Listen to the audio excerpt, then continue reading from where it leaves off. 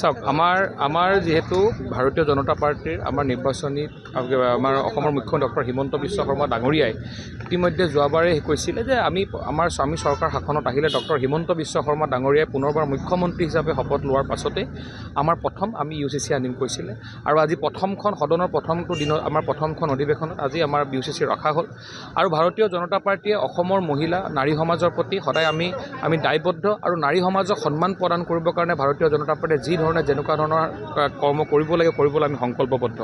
আজি আমি এজন নৱনিৰ্বাচিত বিধায়ক হিচাপে এইকেইটা দিনত বিশেষকৈ আজি এটা কংগ্ৰেছৰ এগৰাকী বিধায়কৰ যি মই মন্তব্য আমি দেখিলোঁ যে তেওঁলোকে কংগ্ৰেছৰ এগৰাকী বিধায়িকাই কৈছে যে এগৰাকী মহিলা যদি স্বাস্থ্যজনিত কাৰণত তেওঁ যদি অসুস্থ হৈ পৰে মানে তেওঁৰ পতিয়ে দ্বিতীয়গৰাকী বিয়া পাতিব পাৰে।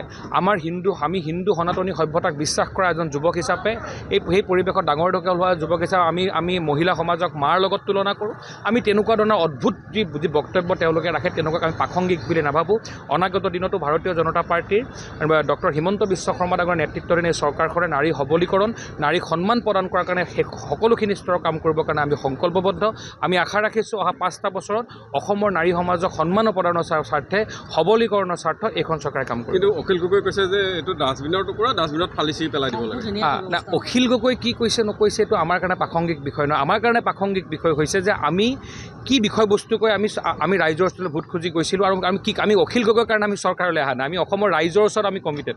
আমি ৰাইজক উত্তৰ দিবলৈ আমি সংকল্পবদ্ধ। অখিল গগৈ কি কৈছে অখিল গগৈ কি ক'ব অখিল গগৈ বুজিব।